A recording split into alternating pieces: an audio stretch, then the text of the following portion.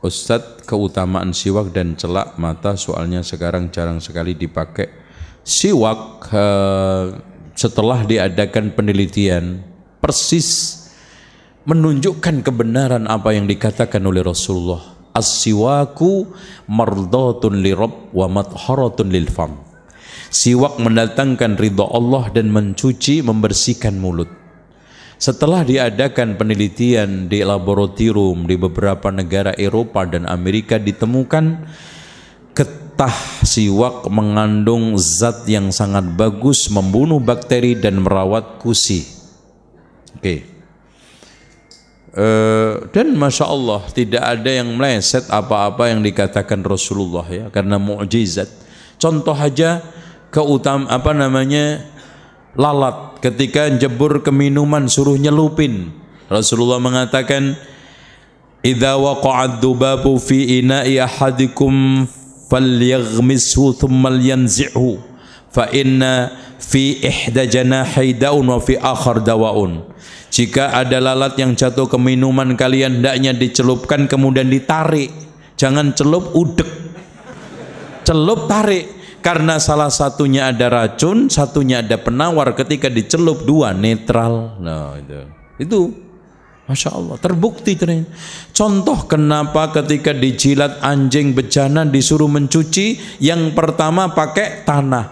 Setelah diadakan penelitian di laboratorium, tanah mengandung unsur paling baik untuk membersihkan bakteri dan kotoran hasil jilatan anjing, yang tidak bisa diganti dengan deterjen apapun. Dicoba semua dalam penelitian, nggak bisa sebersih tanah. Allahu Akbar. Lain lagi, contoh lagi, kencing unta. Masya Allah. Antum udah pernah minum kencing unta? Loh, Masya Allah, anak saya sudah botolan. Nah, itu ada orang yang nanya, itu Pak, rasanya gimana? Ya rasa kencing mana apalagi? Ya namanya kencing. Ya. Jadi nikmatnya itu Pak, minum itu langsung serep, rasanya itu pahit-pahit, terus badan itu seger. Dan Rasulullah menyarankan minum kencing unta sama susu. Kenapa setelahnya susu? Subhanallah, ana coba berkali-kali, ternyata bau kencing unta nggak bisa hilang kalau nggak pakai susu. Antum minum kencing, habis itu nggak minum susu, diikutin lalat sampai hotel itu. Masya Allah baunya. Tapi minum itu hilang, Masya Allah hilang. Habis itu subhanallah. Dan ternyata diteliti juga sangat bagus untuk imunitas pankreas sama empedu seseorang. Hasilnya akurat. Ya. Ya, cuman tinggal sekarang antum cek benar, ini kencing unta apa kencing sodik gitu kan gitu kan. Jangan-jangan kencingnya yang nunggu unta. Karena nyari-nyari kencing nggak keluar-keluar udah. Ini repot. Tapi kalau yang pengalaman tahu bedanya tuh, ini kencingnya si fulan atau kencing si unta. Itu kan gitu. Gitu, ya. Oke.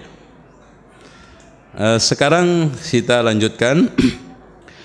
Ustadz mohon nasihatnya, saya baru belajar sunnah. Saya sangat bersyukur dengan hidayah sunnah ini. Tapi saya lihat seperti ada dua kelompok sunnah. Hadirin sekalian, begini, anak kasih nasihat. Antum sibukkan belajar. Kelompok dimanapun, kalau antum pikir akan menyusahkan antum, karena manusia memang selalu ditakdirkan Allah berbeda. Alhamdulillah, saya dari nol mengikuti sunnah. Sampai hari ini saya hanya sibukkan mencari kebenaran Al-Quran dan sunnah. Selalu dekat kepada ulama-ulama Rabbani.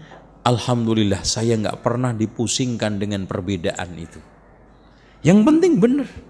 Saya selalu ingat apa yang diajarkan oleh Ali bin Abi Thalib dan diajarkan para ulama, sehingga muncul kesimpulan di benak saya dalam proses meniti. Walaupun saya belum sampai, saya masih proses meniti. Kenalilah kebenaran, kamu akan kenal siapa yang benar. Ikutlah orang karena dia benar, jangan mengikuti kebenaran karena orang. Kenalilah kebenaran, kamu akan kenal siapa yang benar. Berin? Sudah. Kalau itu yang menjadi dominasi antum, kalau itu yang menjadi tujuan antum, khalli wali kata orang Arab. Antum pelajari sekarang. Oh, ini yang salah. Ini dia nggak benar nih. Pelajari kitab tauhid, pelajari usulus salasa, pelajari kasyfus syubhat, pelajari riyadhus shalihin, dekat dengan ulama-ulama rabbani dari Makkah dan Madinah yang selalu menghiasi ilmunya dengan ilmu-ilmu yang bermanfaat. Allahumma inna nas'aluka ilman nafi'ah wa rizqan thayyiban wa amalan mutaqabbala. Itu saja. Kadang-kadang maaf ya, ada di antara para jamaah baru saja belajarnya kadang kurang serius. Sudah yang didengar virus-virus, yang didengar ini itu, antum pelajari dulu Islam. Bagaimana posisi kita dalam mencapai atau mengikuti ajaran titah dari 9 wali yang ada di Indonesia? Apakah semua wali mengikuti sunnah? Kita memang akui, nanti antum baca di sini bagaimana proses akhirnya muncul pembelokan misi dakwah wali. Sejak Demak jatuh, bahkan menghilang, kemudian muncul Pajang. Apalagi Pajang yang dimotori ulamanya oleh Sunan Kalijogo, pemimpinnya Joko Tingkir, memaklumkan secara resmi agama resmi kerajaan adalah Manunggaling Kawula Gusti. Sejak itulah terjadi pergeseran, bahkan perubahan drastis. Bahkan Raja-Raja Mataram ketika itu lebih memilih Manunggaling Kawula Gusti daripada Islam. Malah Sultan Agung yang telah belajar bertahun-tahun di Mekah, setelah pulang pun hanyut, bahkan menulis buku tentang masalah pentingnya Manunggaling Kawula Gusti alias wahdatul wujud, menyatunya antara hamba dengan Tuhan. Itu ya. Apakah benar kebanyakan cara beragama umat Islam umumnya di Indonesia ini Islam kejawen berasal dari ya memang begitu, intinya sinkritisme kejawen. Bahkan banyak orang mengatakan sebetulnya Sunan Kalijogo ini kalau bisa kita bilang adalah mediator antara Islam Jawa dengan Hindu Jawa, sehingga muncul ajaran sinkritis, sehingga dikritik oleh sebagian sarjana barat. Islam Indonesia itu nampak hanya di kulit, baju yang berlubang-lubang kelihatan kulit, aslinya Hindu Buddha. Ya, praktek-praktek agama lama masih menghiasinya. Malah dari hasil penelitian Neil Mulder, Islam yang benar murni nampak mendekati kemurnian itu 5% sampai 10%, 25-30-nya itu Islam yang ya mau sono sini ya, dan sisanya adalah kejawen. Islam KTP, Islam yang hanya nama saja, pengamalannya masih agama lama. Apa sikap kita bila sedang di Amerika bertemu dengan orang kafir yang sengaja menginjak Al-Quran? Hadirin sekalian, man ra'a minkum munkaran falyughayyir biyadihi, kalau mampu, wa illam yastati' fa bilisani, kalau enggak mampu fa biqalbi. Itu sikap ya. Jika kapur barus sudah dikenal sejak zaman Fir'aun dan Rasulullah, apa yang membuat nenek moyang Indonesia saat ditemui ulama-ulama dari Arab yang mengenal sunnah, nenek moyang kita masih menyembah berhala? Sebetulnya hadirin sekalian, mereka menyambut dengan baik. Bahkan pada era kerajaan Aceh sudah mulai membagus. Dan tidak benar, bahkan Kiai Haji Saifuddin Zuhri, bapaknya Bapak Menteri sekarang ya, Luqman Hakim Saifuddin, itu bapaknya Saifuddin Zuhri, mengatakan tidak terima, sangat menolak kalau Islam Indonesia itu pengaruh dari Syiah. Enggak ada. Bahkan dari masa ke masa itu ahli sunnah wal jamaah. Ya, antum bisa baca di kitab beliau ini ya. Ini saya kopi karena cari aslinya sudah nggak nemu, saya temukan di perpustakaan Istiqlal. Ini kitab cukup bagus sekali, bagaimana penjelasan beliau tentang Syiah dan yang lainnya, ya.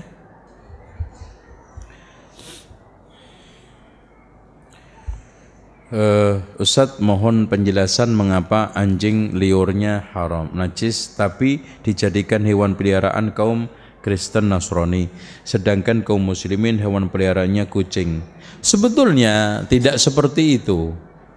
Islam juga membolehkan memelihara anjing, tapi konteksnya di mana? Untuk menjaga hewan, tanaman.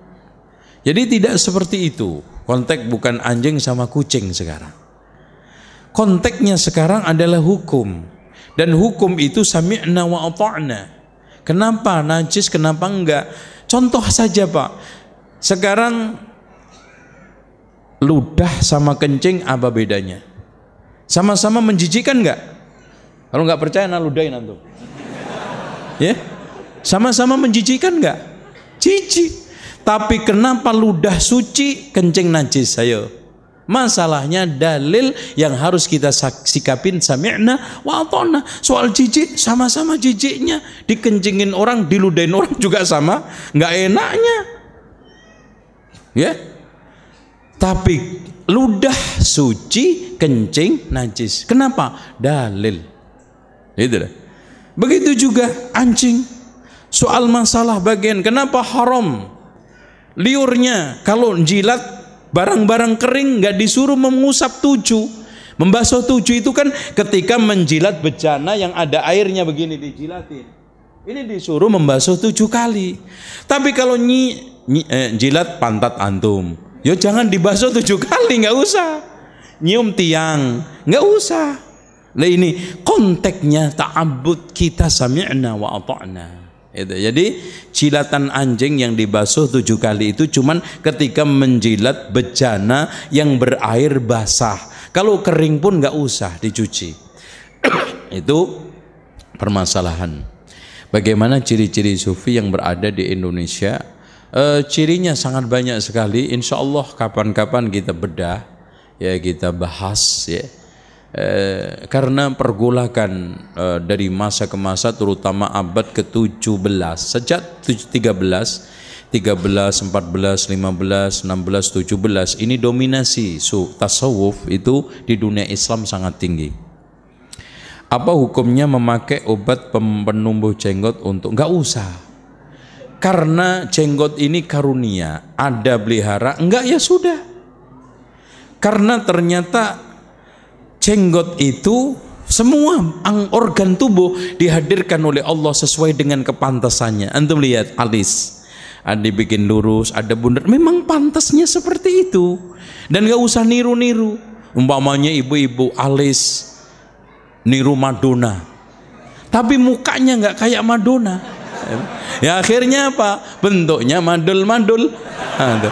Ini sudah, dibikin tebel ini karena sudah setnya, face-nya begitu.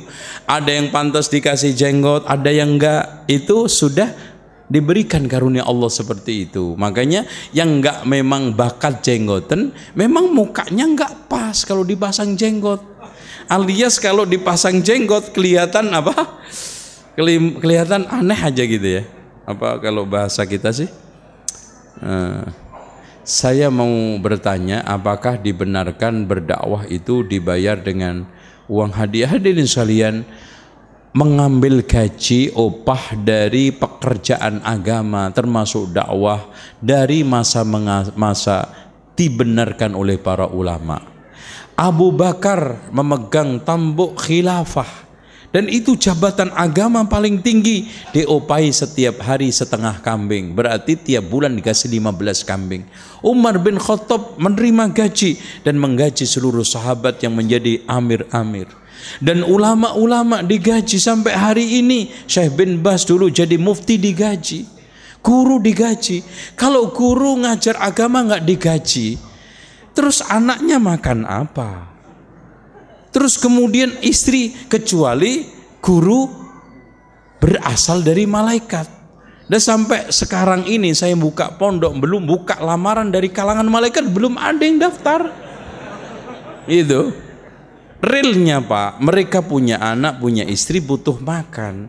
Hal ini sebetulnya tidak perlu dimasalahkan, apalagi Rasulullah mengatakan, ya, fa inna khaira ma akhadtu minal ajri al-Qur'an, sebaik-baik upah yang kamu ambil adalah dari Al-Qur'an, mengajarkan, meruqyah dan yang lainnya.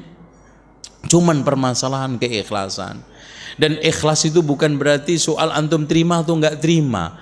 Ikhlas dalam mengajar di sekolah ialah memberikan maksimal suatu hak yang diwajibkan kepada dia. Itu ikhlas. Ketika antum sekarang disuruh untuk mengajar 2 jam, kalau bisa antum kasih 3 jam. Itu ikhlas. Antum sekarang ibarat ngasih latihan silat jurus-jurus, dalam 2 tahun sudah sampai ban ini ban itu, antum sampaikan. Ini namanya ikhlas. Jadi ikhlas bukan diterima atau tidak diterima ongkos. Itu namanya ikhlas digaji, bukan ikhlas dikerja. Nah, yang dituntut ikhlas dikerja apa digaji antum? Kerja. Itu, wah, maknanya ikhlas ialah nggak terima gaji, kemudian ngajar seenaknya.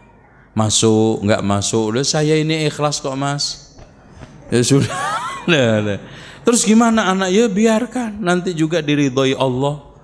Itu dikasih ilmu laduni, nggak bisa. Bagaimana kiat-kiat kita untuk membela agama yang dibenarkan sesuai dakwah? Makanya ketika saya mengatakan jangan antum mengikuti demo, ada yang menuduh, wah Ustadz ini nggak membela Al-Quran. Masya Allah. Lah saya dakwah dari mulai tahun 90 sampai sekarang bela apa Pak? Bela Injil, bela Taurat, bela Al-Quran ialah kita ajarkan kepada umat, kita tanamkan kebenaran Al-Quran di tengah umat, kita sebarkan ajarannya. Mas, ketika malaikat menanyakan orang yang ada di alam kubur, setelah berhasil menjawab pertanyaan, malaikat terakhir menanyakan apa? Apa ilmumu tentang itu? Si fulan mukmin menjawab, qara'tu kitaballah, saya membaca kitab Allah, wa amantu bihi, saya mengimaninya, wa saddaqtuhu, saya benarkan. Artinya membela Al-Quran di tengah umat, syiar Quran, pengajaran Al-Quran tersampaikan minimal 5. Membacanya, merenungkannya, menghafalkannya, mengimaninya, mengamalkannya. Tuh, itu membela. Nah, kalau sekarang kita anti penista, antum baca enggak? Itu baca itu sih grodal gradul, ya lumayan lah grodal gradul, masih dapat pahala 2. Pahala 1 untuk grodalnya, 1 gradulnya. Itu. Karena memang ada hadis Rasulullah, man qara'al Qur'an wa yatata'ta'u fihi wa huwa syakun 'alaihi falahu ajran. Barang siapa yang baca Al-Qur'an terpatah-patah, grodal gradul, kesulitan mendapatkan 2 pahala. Tapi apa enggak lebih baik antum pelajari? Itu membela Al-Qur'an yang benar. Ini modelnya gini loh Pak.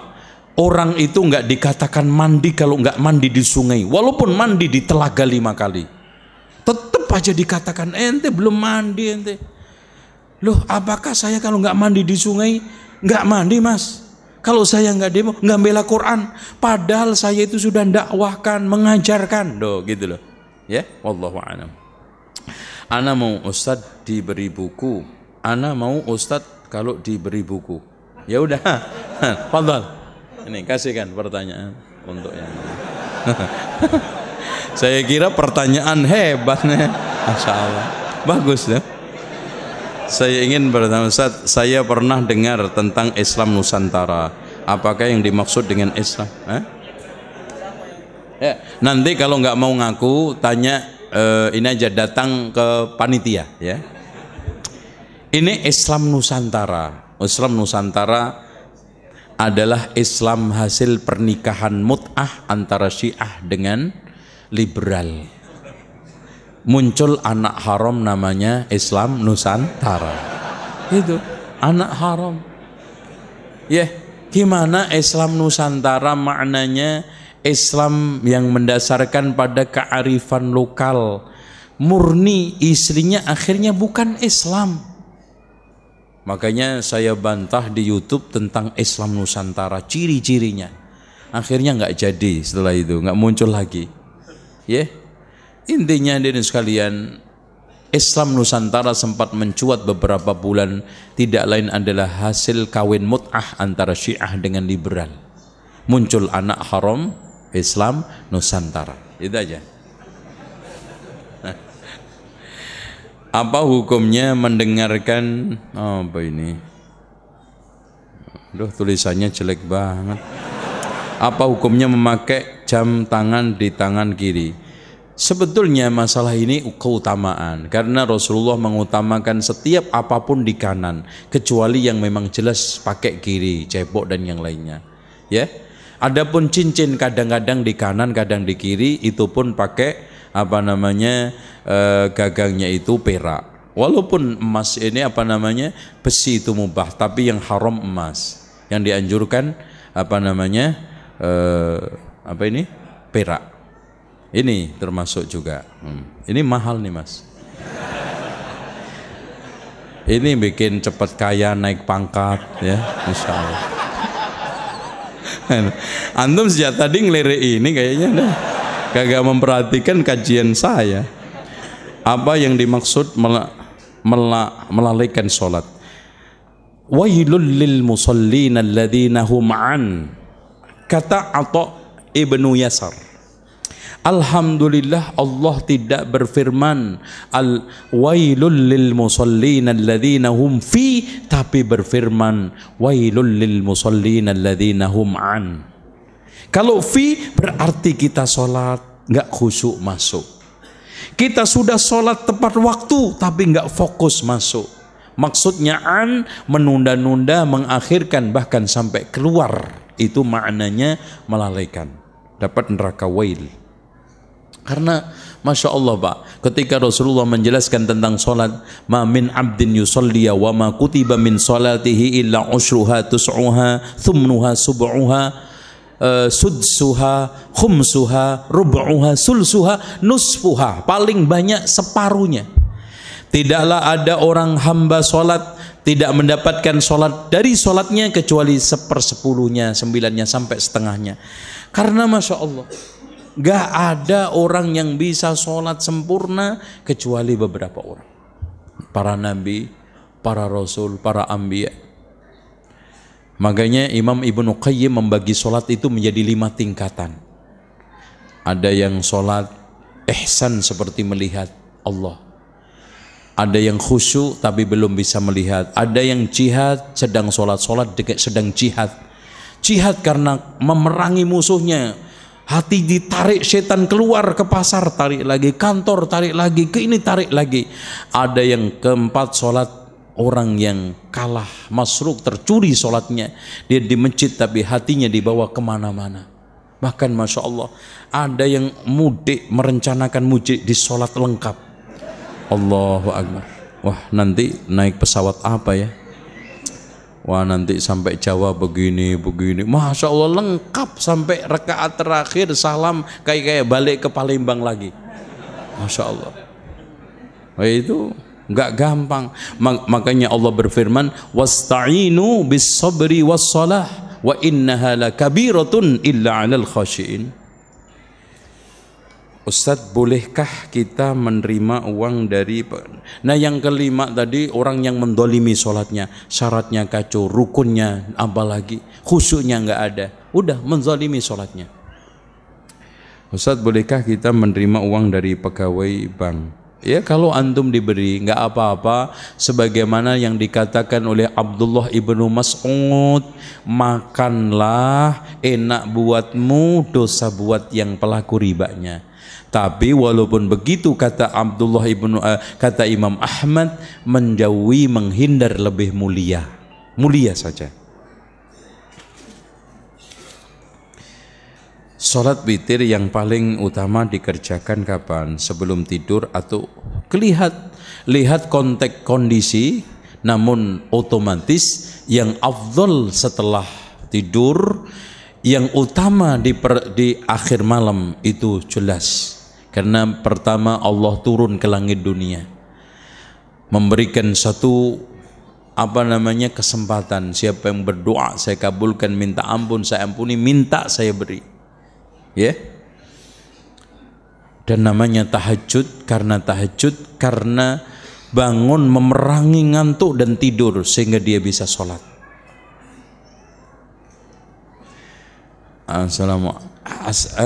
Tolong Pak, assalam itu jangan disingkat ya, ASLKM. Kira-kira antum diberi salam ASLKM, kira-kira doa enggak? Ada yang WR-WBR. Ya. Begitu juga Allah Subhanahu wa taala juga jangan disingkat karena ini doa. Kira-kira antum berdoa disingkat dikabulkan enggak? Saya minta motor SMM. Rabbana SMM. Enggak boleh. Allah Subhanahu SWT. SWT apa? Rasulullah disingkat lagi SAW. SAW itu bisa aja sowan, merek kaos. Jangan. Ini doa untuk orang mulia Rasulullah, untuk zat yang mulia. SAW, SWT, salam, WR, WBR. Nggak boleh. Hindarin singkat-singkatan itu. Ya. Apakah benar kita kerja di bank itu uang riba? Loh memang siapa yang nggak ngomong riba? Nah, itu riba ya. Masya Allah kata Rasulullah SAW, Inna riba wa in kasura fakana aqibatahu tasiru ila kullin. Sesungguhnya riba walaupun banyak jumlahnya akhirnya menyedikit. Allah berfirman, yamhullahu riba wa yurbis sadaqah. Allah melumatkan riba dan mengembangkan sedekah. Makanya kalau antum pengen berkembang harta antum, tinggalkan riba, bikin sedekah yang kuat. Bagaimana? Nah maaf ini anak kritikin sedekah. Umat Islam ini memang kadang-kadang repot Pak. Diminta sulit tapi ditipu gampang. Itu loh. Coba dikasih paint trend, wow ini mau miliaran, diminta sodako, nggak keluar. Ini ciri khas orang Indonesia, gampang ditipu, susah diminta, makanya ditipu aja. Itu dikasih begini, oh kayak ini nanti berkembang, kasih, udah itu loh. Nah Pak, kadang ada sebagian kaum muslimin kalau dimintai infak ngeles. Pak saya itu kalau infak sedikit ikhlas, tapi kalau banyak nggak ikhlas. Oh hebat, kayak mengedepankan ikhlasnya. Tapi pertanyaannya, masjid butuh duit apa butuh ikhlas? Ya butuh duit. Lelucu, masjid dikasih ikhlas, antum butuh duit. Harusnya masjid butuh duit, antum butuh ikhlas. Tapi anehnya yang seperti sampaikan tadi malam, saya pernah ngitung-ngitung kasar Pak. Duit kaum muslimin yang nganggur di atas kuburan buat untuk nisan batu itu. Kalau di Indonesia ini ada 5 juta kuburan. Dipasang nisan, satu nisannya itu 500.000. Coba bayangkan Mas, berapa ratus M duit nganggur di atas kuburan. Digigit nggak kena, dimut nggak manis, diduduki nggak boleh kan ya? Kan nggak boleh. Nek dibuat kursi istirahat lumayan kan gitu, buat nyantai. Tapi dudukin kuburan kan diancam Rasulullah.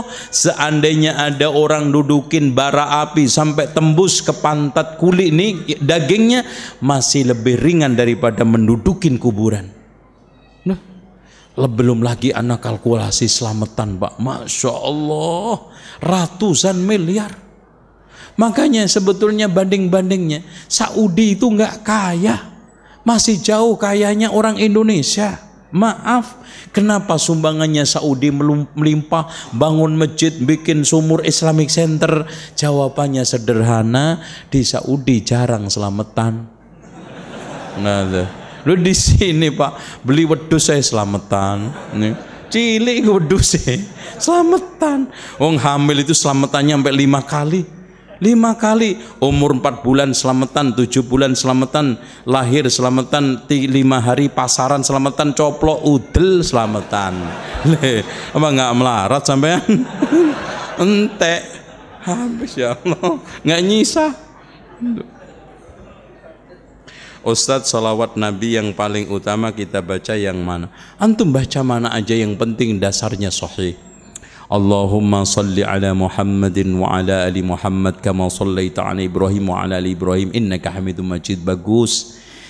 Rasulullah juga mengajarkan Allahumma salli ala Muhammadin wa azwajihi wa dhurriyyatihi kama sallaita ala ali Ibrahim innaka Hamidum Majid wa barik ala Muhammadin wa azwajihi wa dhurriyyatihi kama sallaita ala ali Ibrahim kama barakta ala ali Ibrahim innaka Hamidum Majid. Boleh.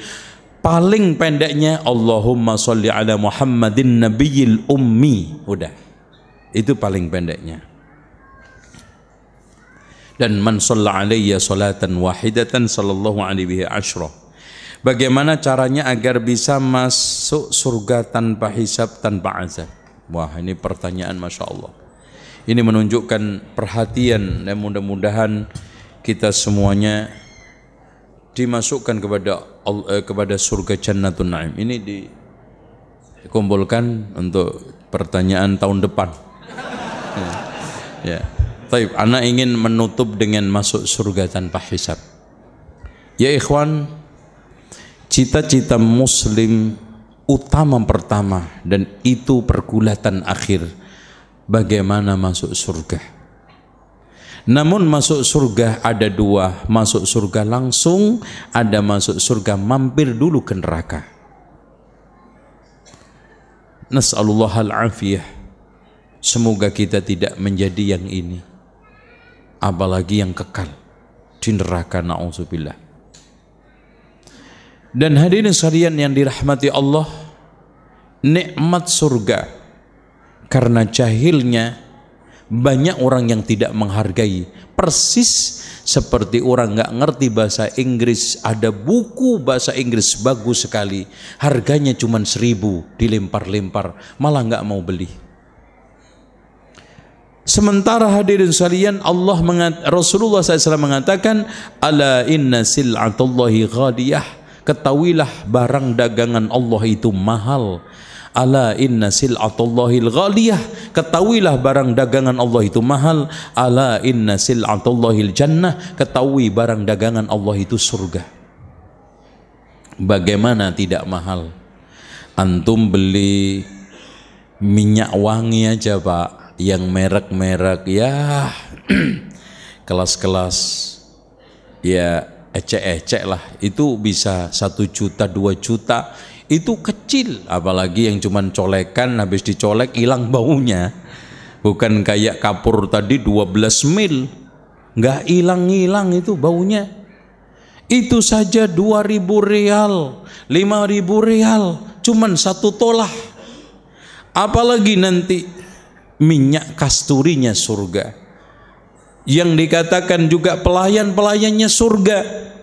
Yatufu alaihim wildanun mukhalladun bi akwabin wa abarika wa ka'sim min ma'in la yusaddauna anha wa la yunzifun wa fakihatin mimma yatakhayyarun wa lahmi tayrin mimma yashtahun wa hurun 'inu ka amsalil lu'lu'il maknun. Bidadari seperti mutiara yang disimpan tempat bagus, kelihatan dari luar. Wong betisnya aja itu luar dalamnya bisa kelihatan kok Pak. Loh kok begitu antum tukar ama, ya Allah, bidadari dunia yang belean kudiken, yang lebih-lebih auzubillah tertarik sama begal, bencong gagal. Masya Allah, auzubillah. Kif antum, ya Allah. Yatufu alaihim wildanun mukhalladun bi akwabin wa abarika wa ka'sim min ma'in. Semua cangkir-cangkir penuh dengan khomer, tapi nggak bikin nek, nggak bikin mabuk. Tadi ada aromanya kasturi, ada aromanya kafur. Ya.